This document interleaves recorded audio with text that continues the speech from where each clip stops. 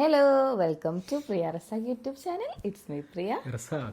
അപ്പോൾ നമ്മൾ ഇന്നൊരു ഹാപ്പി ആൻഡ് സീരിയസ് മാറ്റർ അത് സംസാരിക്കാൻ വേണ്ടിയാണ് വന്നിരിക്കുന്നത്.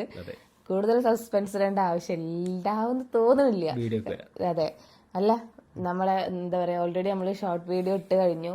അപ്പൊ നമ്മുടെ മിക്കവാറും ഫാമിലി മെമ്പേഴ്സ് നമ്മുടെ അല്ലേ ആൾക്കാരൊക്കെ എല്ലാവരും പെട്ടെന്ന് എത്തും. ഫുൾ വീഡിയോ എത്തില്ല. അതെ, എത്തിക്കണം. ഷോർട്ട് വീഡിയോ ആണ് നമുക്ക് കുറെ വ്യൂസ് ഉള്ളത്. ഫുഡ് വീഡിയോയിലും കൂടെ അതേമായി കുറച്ച് ആൾക്കാരും കൂടെ കാണണം, കുറച്ച് അല്ലേ. അപ്പൊ പറഞ്ഞോളൂ. നമ്മൾ പ്രതീക്ഷിക്കാതൊരു വലിയൊരു സന്തോഷം നമ്മുടെ ലൈഫിലേക്ക് വന്നിരിക്കുകയാണ്. അതെ, ഞങ്ങൾ ഒട്ടും പ്രതീക്ഷിച്ചില്ല. അതെ, പക്ഷെ അതറിഞ്ഞപ്പോ ഭയങ്കര ഹാപ്പിയായി. വേറെ ഒന്നും ചിന്തിക്കാനില്ല, ഭയങ്കര ഹാപ്പിയായി. പിന്നെ നമ്മൾ വീണ്ടും ഒരു പേരന്റ് ആകാൻ പോകുന്നു. അതെ, നമ്മള് 4-ൽ നിന്നും നമ്മൾ 5-ലേക്ക് എത്തി അല്ലേ. നമ്മൾ ഫാമിലിയിൽ പുതിയൊരു മെമ്പറും കൂടെ വരാൻ പോവുകയാണ്. ഒരു കുഞ്ഞു മെമ്പർ, ബേബി ഓൺ ബോർഡ്. അപ്പൊ ആ സന്തോഷം നിങ്ങളെ അറിയിക്കുന്നു. നമ്മുടെ ഫാമിലി മെമ്പേഴ്സിനെ പിന്നെ തീർച്ചയായിട്ടും നമ്മള് സോഷ്യൽ മീഡിയയിൽ നിൽക്കുന്ന സ്ഥിതിക്ക് നമ്മള് നമ്മുടെ സന്തോഷങ്ങളും ദുഃഖങ്ങളും ഒക്കെ നിങ്ങളെ അറിയിക്കണല്ലോ. അതെ, അപ്പൊ അതും നമ്മൾ ഏറ്റവും സന്തോഷകരമായിട്ടുള്ള ഒരു കാര്യമാണ്. കുറെ ആൾക്കാരായിട്ട് നമ്മൾ വേറെ വീഡിയോസ് ഒക്കെ കാണുമ്പോൾ കുറെ ആൾക്കാർ ചോദിച്ചിട്ടുണ്ട്, പ്രിയ പ്രഗ്നന്റ് ആണോ, പ്രഗ്നന്റ് ആണോ, മോൾട്ട് പ്രഗ്നന്റ് ആണോ ഒക്കെ കുറെ ആൾക്കാർ ചോദിച്ചിട്ടുണ്ടായിരുന്നു.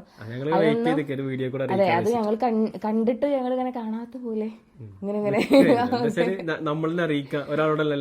പൊതുവെ നമ്മൾ എല്ലാ കമന്റിനും ലൈക്ക് കൊടുക്കുന്നതാണ്. ഇത് ആ കമന്റ് നമ്മൾ ലൈക്കേ കൊടുത്തില്ല, നമ്മൾ കണ്ടിട്ട് കാണാത്ത പോലെ അറിയിക്കാച്ചിട്ടാണ്. പിന്നെ പറയാലോ, ഇപ്പൊ തന്നെ അറിയിക്കണം എന്ന് വിചാരിച്ചിട്ടില്ല കേട്ടോ. ഒരു 5 മാസമൊക്കെ കഴിഞ്ഞിട്ടൊക്കെ അറിയിച്ചാൽ മതി എന്നുള്ളൊരു. പക്ഷെ എന്റെ ബോഡി എന്നെ സമ്മതിക്കുന്നില്ല. അതെ, ഇപ്പൊ ജസ്റ്റ് ഒരു 4 മന്തിലേക്ക് ആയിട്ടേ ഉള്ളൂ. അപ്പൊ തന്നെ എനിക്ക് എന്താ പറയാ, ഞാൻ ആകെ തടിച്ചു വരുന്നുണ്ട്, വയറ് നന്നായിട്ടുണ്ട്. അതിന്റെ കാര്യം എന്താ വെച്ച് കഴിഞ്ഞാല് ശരിക്കും ഇത്ര വയറൊന്നും ഉണ്ടാവാനുള്ള ടൈം ആയിട്ടില്ലല്ലോ. പക്ഷെ ഇപ്പൊ 2ാമത്തെ തക്കുടു കഴിഞ്ഞിട്ട് ഇപ്പോ എന്താ പറയാ, എനിക്കൊരു ജസ്റ്റ് ഒരു 1.5 വർഷം ആവുന്നേ ഉള്ളൂ. 1.5 ആയിട്ടില്ല, 1.5 ആവണല്ലേ ഉള്ളൂ. അപ്പൊ എന്താ പറയാ, അതുകൊണ്ട് ആ വയറൊക്കെ ഇങ്ങ് പോയി വരുന്നേ ഉള്ളേ. അപ്പൊ അതിന്റെ ഇടയിൽ കൂടെ വേറൊരു വയറും കൂടെ വന്നപ്പോ 2 ഡബിൾ വയറായി. അതാണ്. അപ്പൊ ഞാൻ ഹാപ്പിയാണ്, പിന്നെ ഹാപ്പി അല്ലാതെ നമ്മൾ ഹാപ്പി ആവാതിരിക്കും. അപ്പൊ എന്താ പറയാ, ഞാൻ ഫസ്റ്റ് അറിഞ്ഞ സമയത്ത് ഇപ്പൊ ഇങ്ങനെ പ്രഗ്നൻസി വീഡിയോ റിവീലിംഗ് വീഡിയോസ് ഒക്കെ ഇങ്ങനെ ഒരുപാട് കണ്ടിട്ടുണ്ട് കേട്ടോ. അതിന് മുന്നേ നമ്മൾ ഈ ഇതിലേക്ക് വരുന്നതിന് മുന്നേ കുറെ കണ്ടിട്ടുണ്ട്. പക്ഷെ എനിക്ക് ചിലതൊക്കെ ചിലപ്പോൾ ഇങ്ങനെ സർപ്രൈസ് കൊടുക്കും. പക്ഷെ ഇങ്ങനെ ക്യാമറ ഓൺ ആക്കി വെച്ച് സർപ്രൈസ് കൊടുക്കാൻ പറ്റും. അതായത് ഹസ്ബൻഡിന് സർപ്രൈസ് കൊടുക്കുന്ന വീഡിയോസാണ് ഞാൻ കുറെ കണ്ടുള്ളത് കേട്ടോ. അപ്പൊ ഞാനിങ്ങനെ സത്യം പറയാമല്ലോ, സത്യമായിട്ടും നമ്മളിങ്ങനെ ഒരു പ്രഗ്നൻസി പീരീഡിന്റെ ഒരു വീഡിയോ ചെയ്യുമെന്ന് ഞാൻ ഒരിക്കലും വിചാരിച്ചിട്ടുണ്ടായിരുന്നില്ല. ഒരിക്കലും വിചാരിച്ചിട്ടുണ്ടായിരുന്നില്ല കേട്ടാ. അതായത് കുറെ ഇപ്പൊ എസ്പെഷ്യലി ഇപ്പൊ ഇങ്ങനെ വന്നതിന് ശേഷം അത് എടുത്തെടുത്ത് പറയണത് എന്താ വെച്ച് കഴിഞ്ഞാല്, നമ്മൾ ഇതിന് മുന്നേ ചെറിയ വീഡിയോ ഒക്കെ ചെയ്യുന്ന രീതിയിൽ സോഷ്യൽ മീഡിയയിലൊക്കെ ഉണ്ടായിരുന്നു. പക്ഷെ കൂടുതൽ ആൾക്കാരിലേക്ക് എത്തിയതിനു ശേഷം നമുക്ക് ഇങ്ങനെ ഒരു വീഡിയോ ചെയ്യാൻ പറ്റുന്ന ഒരു പ്ലാനും ഉണ്ടായിരുന്നില്ല, സ്വപ്നത്തിൽ പോലും വിചാരിച്ചിട്ടും ഉണ്ടായിരുന്നില്ല അല്ലെ. അപ്പൊ എന്താ പറയാ, നമ്മൾ പക്ഷെ കാണുമായിരുന്നു കേട്ടാ. ആര് കാക്കു കാണൂല, ഞാൻ കാണുന്ന ലേഡീസിന്റെ ഒരു ഏരിയ ആണല്ലോ അത്. അപ്പൊ ഇങ്ങനെ ഈ പ്രഗ്നൻസി റിവീലിംഗ് വീഡിയോസ് പിന്നെ ഞാൻ കണ്ടിട്ടുണ്ട്. എങ്ങനെ വെച്ചിട്ടാ, പിന്നെ ഇതുപോലെ കുറെ കപ്പിൾസ് അവരുടെ ഇതുപോലെ ഫാമിലി മെമ്പേഴ്സിനോട് പ്രഗ്നന്റ് ആണ് പറഞ്ഞിട്ട് വീഡിയോ നോക്കി കണ്ടിട്ടുണ്ട്. ചിലതൊക്കെ സത്യസന്ധമായിട്ടുള്ളതായിരിക്കും, പക്ഷെ എന്നാലും കൂടുതൽ എനിക്ക് തോന്നുന്നത് ഇങ്ങനെ ഒരു സ്ക്രിപ്റ്റഡ് ആയിരിക്കും എന്നൊക്കെ തോന്നുന്നത്. കാരണം ഒരിക്കലും അതായത് ഫസ്റ്റ് പ്രഗ്നന്റ് ഒക്കെ ആവണ സംഭവം ഒരിക്കലും രണ്ടാമത്തെ ഒക്കെ ആണെങ്കിൽ ചെറുതായിട്ട് ഞാൻ പ്രഗ്നന്റ് ചെക്ക് ചെയ്യാം, അങ്ങനെയല്ല.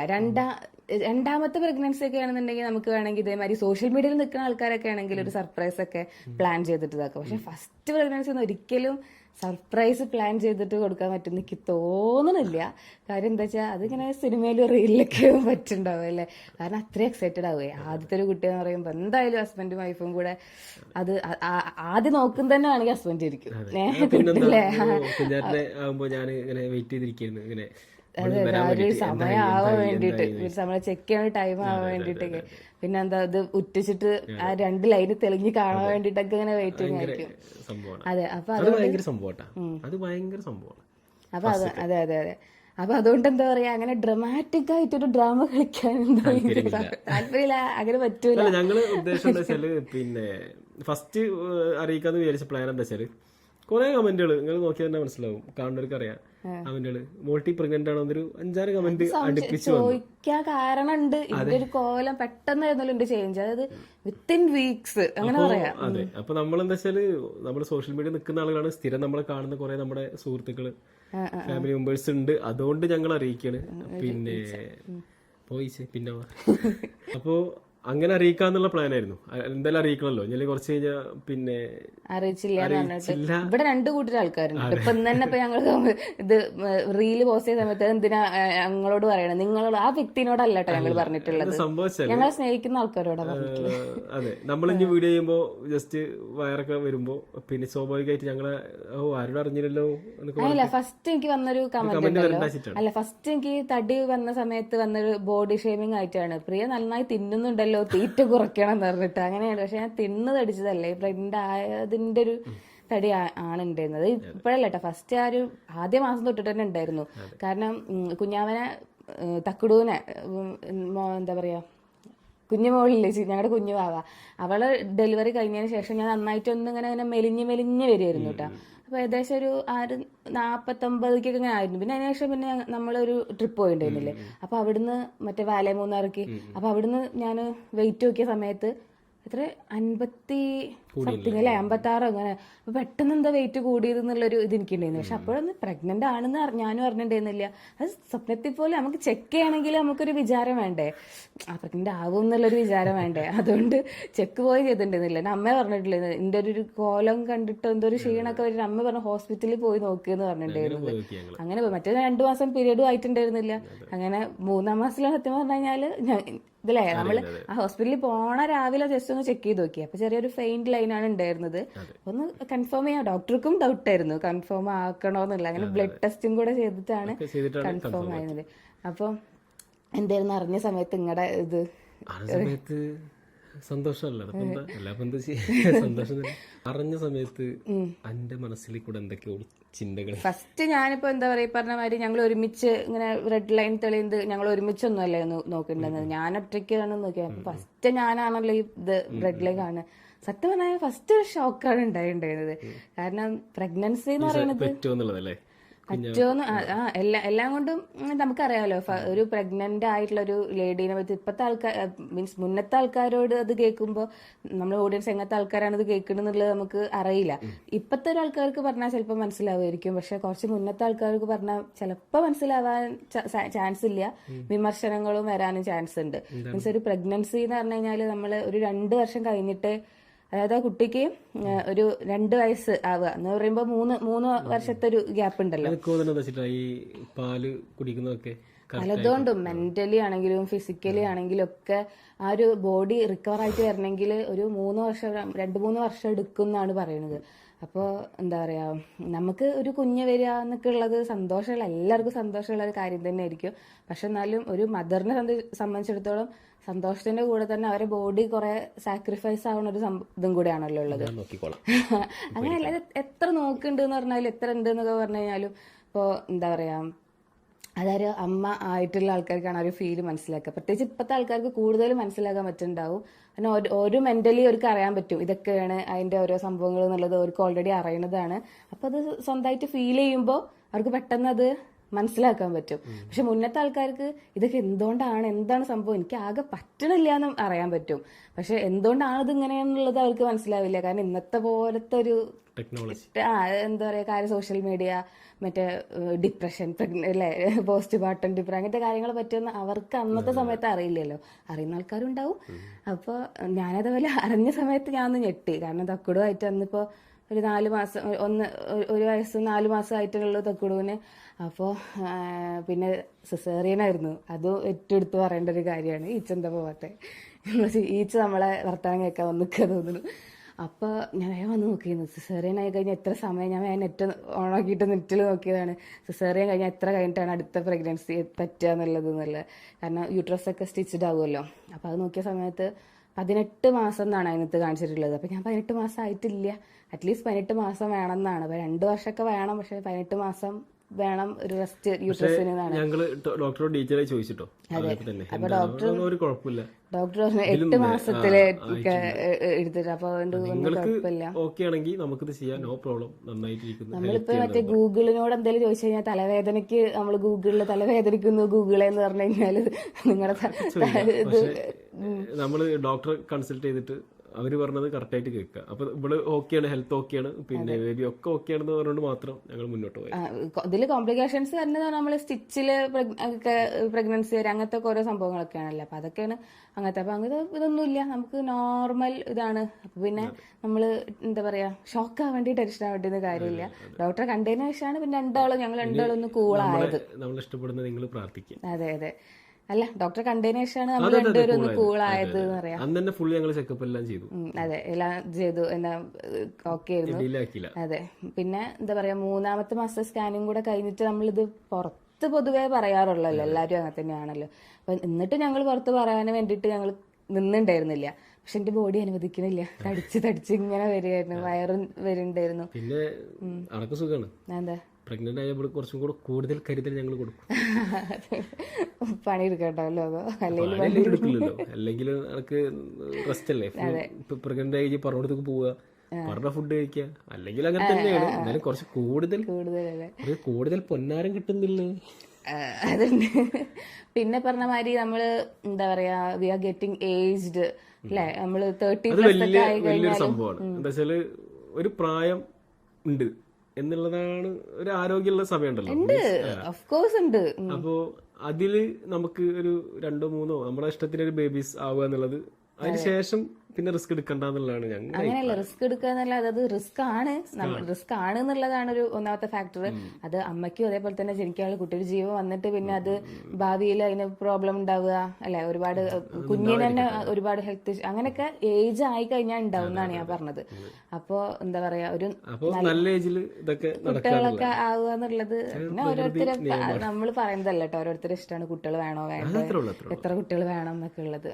അപ്പൊ ഞങ്ങൾക്ക് ഇത്ര കുട്ടികൾ വേണമെന്ന് ഞങ്ങൾക്ക് ഇല്ല, 3 കുട്ടികൾ വേണമെന്ന് നമുക്ക് ഒരു പ്ലാൻ ഒന്നും ഉണ്ടായിരുന്നില്ല കേട്ടോ. പിന്നെ പല ആൾക്കാർ ചോദിച്ചിട്ടുണ്ടായിരുന്നു, മറ്റേ റോഷനൊക്കെ ചോദിച്ചിട്ടുണ്ടായിരുന്നു പ്രഗ്നന്റ് ആണ് പറഞ്ഞപ്പോ ഞാൻ ആൺകുട്ടിക്കാണില്ലേ. അങ്ങനെ ഒരിക്കലും അല്ലേ, അങ്ങനെ ഒന്നുമല്ല. പിന്നെ പെൺകുട്ടിയാണെങ്കിൽ ആരോഗ്യമുള്ള കുട്ടി വരെ സന്തോഷമായിട്ട് ഇരിക്കണം, അത്രേ ഉള്ളൂ നമുക്ക്. അപ്പൊ ഞങ്ങള് അതിന് ട്രൈ ചെയ്തല്ല, ആൺകുട്ടിയാവാൻ വേണ്ടിട്ട് നല്ലതൊന്നുമല്ല. ഇപ്പൊ 2ാമത് കുട്ടി വരുന്ന സമയത്താണെങ്കിലും എല്ലാരും പറഞ്ഞിട്ടുണ്ടായിരുന്നു കുഞ്ഞാവ വരുന്ന സമയത്ത് ആൺകുട്ടിയാണ്. ഈവൻ അവിടെ സിസേറിയൻ ചെയ്യാൻ നമ്മുടെ തൊട്ടടുത്തൊരു നേഴ്സ് ഉണ്ടാവുമല്ലോ നമ്മളെ സപ്പോർട്ട് ചെയ്യാൻ. അപ്പൊ ആ നേഴ്സ് വരെ എന്റെ അടുത്ത് പറയണ്ടായിരുന്നു, അതൊരു ആൺകുട്ടി ആവട്ടെ ഇട്ട മോളേത്. കുട്ടി വന്നതിന് ശേഷം പെൺകുട്ടിയാന്ന് പറയുമ്പോൾ നേഴ്സിനാകെ ടെൻഷൻ, മീൻസ് ഞാൻ ടെൻസ്ഡ് ആയോന്ന് വിചാരിച്ചിട്ട്.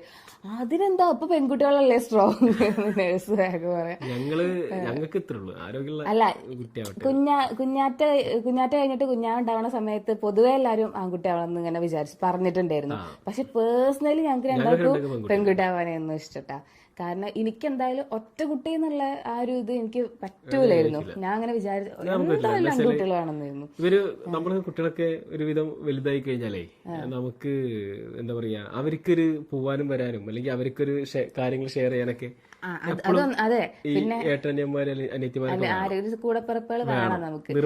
അതെ, ഞാൻ ഒറ്റ കുട്ടിയെ വളർന്നുകൊണ്ട് എനിക്ക് ഭയങ്കര സങ്കടമായിരുന്നു കേട്ടോ. കാരണം എന്താ വെച്ചാല് ഇപ്പൊ എങ്ങോട്ടെങ്കിലും ഒന്ന് പോവാനാണെങ്കിൽ, ഇപ്പൊ ഞാൻ അവിടെ ഒന്ന് അമ്പലത്തിൽ പോകാനോ ഒന്ന് പുറത്തു പോകാനൊക്കെ ആണെങ്കിൽ ഞാൻ എന്റെ ഫ്രണ്ട്സിനെ വിളിക്കണം, ഒന്ന് വരുമോ വീട്ടിലെന്തെങ്കിലും ഷെയർ ചെയ്യാൻ അല്ലെങ്കിൽ കളിക്കാൻ. എനിക്ക് ഭയങ്കര ഇഷ്ടം. എന്നിട്ട് ഞാനിങ്ങനെ പാവക്കുട്ടീനൊക്കെ വെച്ചിട്ട് എന്റെ അനിയത്താന്ന് വെച്ചാൽ പാവക്കുട്ടീനെ വെച്ചിട്ട് ഇങ്ങനെ അതിനോട് ഇങ്ങനെ സംസാരിക്കും, അതിനിങ്ങനെ ഫുഡ് വാരി കൊടുക്കുക, അങ്ങനെയൊക്കെ ചെയ്തിട്ടുണ്ടായിരുന്നു. അപ്പൊ അതുകൊണ്ട് ഞങ്ങൾക്ക് ഒന്നല്ല 2 കുട്ടികളാണ് പ്ലാൻ ഉണ്ടായിരുന്നു കേട്ടോ. പിന്നെ 3 അതല്ല, അതില് കൊറേ കുട്ടികൾ നമ്മള് മുന്നേ പറഞ്ഞിരുന്നു നമുക്ക് കൊറേ കുട്ടികൾ വേണമെന്നൊക്കെ മുന്നേ പറഞ്ഞിട്ട്. അങ്ങനെയല്ല, രസമല്ല നമുക്ക് കൊറേ മക്കൾ. ഞങ്ങൾക്ക് പറഞ്ഞ ഞങ്ങൾ സന്തോഷത്തൊക്കെ പങ്കുവയ്ക്കാൻ നമുക്ക് നമ്മളെ കുട്ടികളെല്ലാം ഉണ്ടാവും. നോക്കണ്ടപ്പോ ഒരാളെ നോക്കി ഇപ്പൊ കണ്ട കുഞ്ഞാറ്റ തക്കുട് വിളിച്ച ഇങ്ങനെ നിക്കും, എന്താ വിളിക്കാത്ത അപ്പൊ അതൊക്കെ മാനേജ് ചെയ്യാൻ വലിയ പാടാ. സീക്രട്ട് അല്ല കേട്ടോ, അത് നമ്മളൊരു സെൽഫിഷ് ആയതുകൊണ്ടുള്ള സീക്രട്ട് അല്ല. എന്തായാലും നമ്മൾ മുന്നത്തെ വീഡിയോയിലും പറഞ്ഞിട്ടുണ്ടായിരുന്നു, നമ്മളൊരു 5 മാസമൊക്കെ കഴിഞ്ഞിട്ടാണ് ശരിക്കും പ്രഗ്നന്റ് ആണെന്നുള്ളത് പറയേണ്ടതെന്ന്. ഞങ്ങളും അങ്ങനെ തന്നെയാണ് വിചാരിച്ചത്. പക്ഷെ 5 മാസമൊക്കെ ആകുമ്പോ ക്യുവാണെങ്കിൽ 9 മാസത്തിന്റെ വയറുണ്ടാവും. അതുകൊണ്ടാണ് ഇപ്പൊ തന്നെ പറഞ്ഞത്. കുറച്ച് നേരത്തെ വയറാവും. അല്ല, എനിക്ക് മുന്നത്തെ തക്കുടുവിന്റെ വയറ് പോയിട്ടില്ല. തക്കുടുവിന്റെ വയറാണ് ഇപ്പൊ ഇങ്ങോട്ട് പൊന്തി വരുന്നത്. അതിന്റെ ഇടയിൽ ബേബി കുഞ്ഞതായിരിക്കും. അപ്പോൾ നമ്മൾ ഈ പ്രഗ്നൻസി റിലേറ്റഡ് എന്ത് വീഡിയോസ് ചെയ്യണ സമയത്തും അതിനകത്ത് കുറേ നെഗറ്റീവ് ആൾക്കാർ. ഇപ്പോൾ നമ്മൾ ദിയ കൃഷ്ണന്റെ ഡെലിവറി വ്ളോഗൊക്കെ വന്ന സമയത്ത് കുറേ പോസിറ്റീവ് ഉണ്ട്. എന്നാലും അതിനകത്ത് കുറേ പ്രസവം കാണിച്ചു. അതിന് നിങ്ങൾക്ക് എന്താണ് അഭിപ്രായം? പ്രസവം കാണിക്കാൻ പ്രസവം തുറന്ന് കാണിച്ചിട്ടൊന്നുമില്ലല്ലോ. അതിൽ ഇവിടെ നിന്നിട്ടേ നമ്മളങ്ങനെയൊന്നുമില്ല. ഇവിടെ നിന്നിട്ടുള്ള സംഭവമൊക്കെയാണല്ലോ കാണിച്ചിട്ടുള്ളത്. അപ്പോൾ അത് ശരിക്കും പറഞ്ഞു കഴിഞ്ഞാൽ കാണണം. അത് ഈ സെൽഫിഷായ എങ്ങനത്തെ ചിന്താഗതിയുള്ള ആൾക്കാരാണ് അതിനെ പറ്റിയിട്ട് നെഗറ്റീവായിട്ട് പറയുന്നത്. പ്രസവം കാണിച്ചു എന്നൊക്കെ പറയുന്നത്. നമ്മളിത് പറയണെന്ന് വെച്ചാൽ നമ്മളെ ഇഷ്ടപ്പെടുന്ന കുറെ ആളുകളുണ്ട് നമ്മുടെ വീഡിയോ കാണുന്നത്. അപ്പൊ പിന്നീട് അതൊന്നും അറിയിക്കാത്ത നിങ്ങൾ വീഡിയോ ചെയ്യണല്ലോ ചെയ്യാത്തത് ചോദിക്കണ്ടെന്ന് വെച്ചിട്ട് പറഞ്ഞതാണ്. പിന്നെ അത് മാത്രമല്ല, നമുക്ക് ഇഷ്ടമുണ്ടായിരുന്നു ഞങ്ങൾ ഇങ്ങനെ നിങ്ങളോട് ഷെയർ ചെയ്യാനൊക്കെ. സംസാരിച്ചപ്പോൾ ഞങ്ങൾക്ക് താല്പര്യം ഉണ്ടായിരുന്നു, ഷെയർ ചെയ്താണ്. അതെ. അപ്പോൾ എന്താ പറയാ, ഞാനിങ്ങനെ വിചാരിക്കുന്നു കേട്ടോ, നമുക്ക് അന്ന് കുഞ്ഞാവേനെ നമ്മൾ കാണിച്ച ഹോസ്പിറ്റലിൽ നമുക്ക് പറഞ്ഞിരുന്നല്ലോ, നമ്മൾ വേണമെങ്കിൽ ഹസ്ബൻഡിന് കൂടെ ഡെലിവറിക്ക് നിൽക്കാന്നൊക്കെ പറഞ്ഞിരുന്നല്ലോ. ഞാൻ അങ്ങനെ അതിങ്ങനെ ആലോചിക്കരുത് ആ പ്രസവം. പക്ഷെ ഇപ്പൊ എനിക്കിപ്പോ നോർമൽ ഡെലിവറി അല്ലാത്തതുകൊണ്ട് എന്തായാലും ഓപ്പറേഷൻ തിയേറ്ററിനുള്ള സിസേറിയൻ ഡെലിവറി ആയതുകൊണ്ട് അതിപ്പോ നിൽക്കേണ്ട ആവശ്യമില്ലല്ലോ. നോർമൽ ഡെലിവറി ആണെങ്കിൽ ഞാനും ഇങ്ങനെ വിചാരിക്കുമായിരുന്നു ഇങ്ങനെ ഹസ്ബൻഡിനെ കൂടെ നിർത്തണം എന്നുള്ളത്. മീൻസ് അങ്ങനെ വിചാരിച്ചിരുന്നു ദിയാകൃഷ്ണന്റെ ഒരു ഇതൊക്കെ കണ്ടപ്പോ കേട്ടോ. പിന്നെന്താ പറയാ, അങ്ങനെ അങ്ങനെ കുറെ ആൾക്കാർ നിൽക്കാറുണ്ടല്ലോ. അതിന് കുറച്ച് എക്സ്പെൻസീവ് ആണ്. എന്താ ഒരു ഡെലിവറി സൂട്ടിന് എത്ര ഒരു ഡേക്ക് എത്ര 12,000 അങ്ങനെ എന്തോ ആണെന്നാണ് പറഞ്ഞ്. അപ്പൊ എക്സ്പെൻസീവ് ആണ് സംഭവം. പക്ഷെ എന്നാലും നമുക്ക് പറ്റൂലല്ലോ. ഞാൻ സിസേറിയൻ ഡെലിവറി അത് പിന്നെ എങ്ങനെ എത്താക്കാനാ. അപ്പൊ വേറെന്താ പറയാ, അപ്പൊ അത് തന്നെ ഒരു ഷെയർ ചെയ്തതാണ്. അപ്പൊ എല്ലാരും പ്രാർത്ഥിക്കുക അല്ലേ. പ്രാർത്ഥന കൂടെ വേണം. അപ്പോ നിങ്ങൾ അറിയിച്ചു. അപ്പൊ ഇനി അടുത്ത വീഡിയോ കാണാം. അപ്പൊ ഇനി വീഡിയോസ് കാണുമ്പോ ഇനി പ്രിയ ഭക്ഷണം കുറയ്ക്കണം, ചീർക്കുന്നു ഒന്നും പറയുന്നത് മമ്മി അവളുടെ പ്രിപ്പറേഷനിലാണ്. സത്യം പറഞ്ഞാൽ എനിക്ക് ഭക്ഷണത്തിനോടൊന്നും ഇപ്പൊ ഒന്നും ഭക്ഷണം കഴിക്കണം തന്നെ തോന്നുന്നില്ല കേട്ടോ. ഞാൻ പൊതുവേ കഴിക്കണം അത്രയൊന്നും. ചിക്കനൊക്കെ ഭയങ്കര ഇഷ്ടമായിരുന്നു. പക്ഷെ ഇപ്പൊ എനിക്ക് ചിക്കനൊന്നും എനിക്ക് എന്തോ വലിയ താല്പര്യമില്ല. ഒരു പീസൊക്കെ കഴിച്ചു എന്നുള്ള രീതിയിലാണ്. അങ്ങനെ അല്ലേ. അപ്പൊ അങ്ങനെയൊക്കെയാണ് കാര്യങ്ങള്. അപ്പൊ വൈൻഡപ്പ് ചെയ്യല്ലേ. അപ്പൊ നെക്സ്റ്റ് വീഡിയോയിൽ കാണാം. ബൈ.